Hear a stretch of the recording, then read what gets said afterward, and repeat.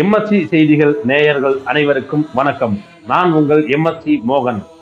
இன்று திண்டுக்கல் அருள்மிகு தாடிக்கொம்பு சவுந்தரராஜ பெருமாள் திருக்கோவிலை பற்றி அறிந்ததும் அறியாததும் பற்றிய சிறப்புகள் பற்றி நமக்கு தெளிவாக எடுத்துரைக்க தாடிக்கொம்பு சவுந்தரராஜ பெருமாள் திருக்கோவில் அறங்காவலர் குழு தலைவர் விக்னேஷ் பாலாஜி நம்முடன் உள்ளார். அவர் அதன் சிறப்புகளை பற்றி தெளிவாக எடுத்துரைப்பார். வணக்கம் விக்னேஷ். அனைவருக்கும் வணக்கம். ரொம்ப ஒரு சந்தோஷமான நிகழ்வு. தாடிக்கொம்பு சவுந்தரராஜ பெருமாள் திருக்கோயில் சொல்ல வேண்டியதே கிடையாது. உலக புகழ் பெற்ற தாடிக்கொம்பு சவுந்தரராஜ பெருமாள் திருக்கோயில். நம்ம கோயிலை பற்றி எல்லாத்துக்கும் தெரியும். உலகத்திலே பிரசித்தி பெற்ற விசேஷமான பைரவர் நம்ம கோயிலில் மட்டும்தான். தேய்பிறை அஷ்டமி அன்னைக்கு 6 கால பூஜை நடக்குது. அந்த 6 கால பூஜையும் அவ்வளோ விசேஷமாக இருக்கும். லட்சக்கணக்கான பக்தர்கள், அதாவது நாங்கள் சும்மா ஒரு பேச்சுக்கள் சொல்லலை, எல்லாமே வந்து பாருங்கள், லட்சக்கணக்கான பக்தர்கள் அங்கே வந்து அவ்வளோ பரவசமாக அவ்வளோ சந்தோஷமாக அந்த பைரவரை பார்ப்பாங்க. எனக்கு அந்த பைரவரை கிட்ட பார்க்கறதுக்கு எனக்கு அந்த கொடுப்பனை கிடைக்கும். அப்போ அந்த புஷ்பங்களை எங்களுடைய அர்ச்சகர் தூவுறப்போ அந்த பைரவர்கிட்ட அந்த அந்த நீங்கள் அந்த சீனை பார்த்தீங்கன்னா உண்மையிலே எனக்கு கையெல்லாம் புல்லரிக்குது. அப்படி இருக்கும். அப்படி ஒரு சக்தி வாய்ந்த பைரவர் அப்படின்னா கண்டிப்பாக தாடிக்கொம்பு சவுந்தரராஜ பெருமாள் பைரவர் தான். எல்லா நீங்கள் அந்த பாதத்தை தொட்டாவே அந்த பாதத்தை மிச்சம் உங்களுக்கு வெற்றி தான். அனைத்து விதமான பிரச்சனைகள், அனைத்து விதமான நமக்கு என்னென்ன எல்லாத்தையும் அந்த பைரவர் சால்வ் பண்ணி கொடுப்பார். அப்படி ஒரு விசேஷமான பைரவர் நம்ம தாடிக்கொம்பு சவுந்தரராஜ பெருமாள் திருக்கோயில அருள் பாலிக்கிறார்.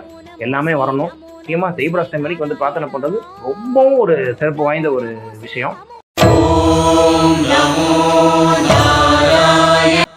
அடுத்து மன்மதன் பிரதி.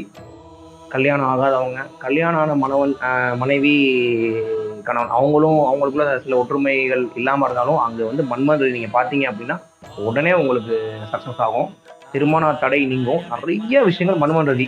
ஆண்டாள் சந்தையில் கிடைக்கிற மாலை இது பிரசாதமாக வீட்டில் வச்சுட்டு கல்யாணம் ஆன உடனே தம்பதிகளாக சேர்ந்து வந்து உங்களோட சங்கல்பம் வாங்கியிருப்பாங்க. மஞ்சள் பொடியினால இப்போ சுவாமி திருவடியில் அபிஷேகம் ஆக போது என்னென்ன பிரார்த்தனை வேண்டி வந்திருக்கீங்களோ ஆண்டாளியை பெருமாளை மானசீகமாக பிரார்த்தனை பண்ணி எண்ணி வந்த காரியங்கள் விவாக பிராப்திய நகரஹ சித்தியர்த்தம் சூடி கொடுத்த சுடர்கொடி கோதாநாயகி பிரசோதயாத்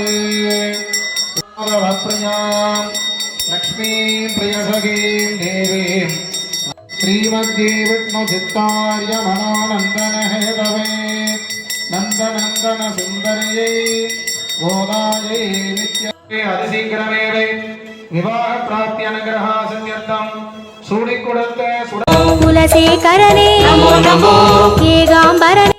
தாடிக்கொம்பு சவுந்தரராஜ பெருமாள் டெம்பிளோட ஸ்டாச்சூஸ் சொல்லவே வேண்டியது. சிற்பங்களுக்கு பேர் போன திருக்கோயில் அது எங்கள் திருக்கோயில் தான். இப்போ யுனெஸ்கோவுக்கு கேட்டிருக்கோம். யுனெஸ்கோவுக்கு மிகவும் ஒரு தகுதி வாய்ந்த திருக்கோயில் எங்கள் கோயில். கண்டிப்பாக யுனெஸ்கோ கிடைக்கிற நம்பிக்கை இருக்கு. ஏன்னா இந்த மாதிரி சிற்பங்கள் நீங்கள் எங்கேயுமே பார்க்க முடியாது. ரொம்ப ஒரு என்ன சொல்றது, அப்படி இருக்கும். உலகத்திலே சன்னதி கார்த்தவரி அர்ஜுனர் உங்களுக்கு தெரியும், இறைவன் இருக்காரு. இழந்த சொத்துக்கள், இழந்த பொருட்கள் எல்லாத்தையும் மீட்டு கொடுக்குற கார்த்தவரி அர்ஜுனர் நம்ம கோயில தான். சன்னதி நம்ம கோயில மட்டும்தான் இருக்கு. உலகத்திலே சன்னதி வந்து தாடிக்கொம்பு சவுந்தரராஜ பெருமாள் திருக்கோயில் மட்டும்தான் கார்த்தவரி அர்ஜுனருக்கு சன்னதி இருக்கு.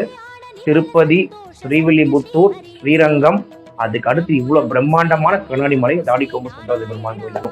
கண்ணாடி மாளிகையில நீங்க பெருமாளை பார்த்து வேணுனீங்கன்னா சொல்லவே வேண்டியதில்லை, உள்ளடிக்குது எனக்கு. அப்படியே நம்ம ரிஃப்ளெக்ட் ஆகும். அப்படியே நம்ம நினைச்சது நடக்கும்.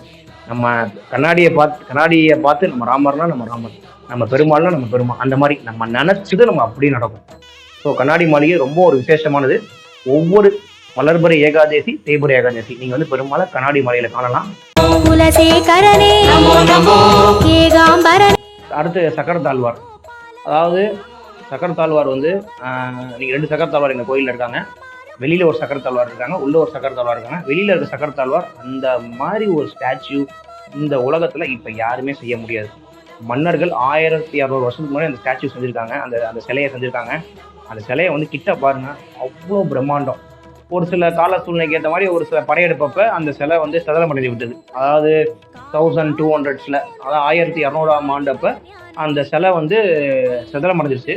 அதுக்கப்புறம் அந்த சிலை பராமரிப்பு இன்றி இருந்துச்சு. இப்போ நாங்கள் வந்ததுக்கப்புறம், அரங்காவலர் வந்ததுக்கப்புறம் அந்த சிலையை பராமரித்தோம்.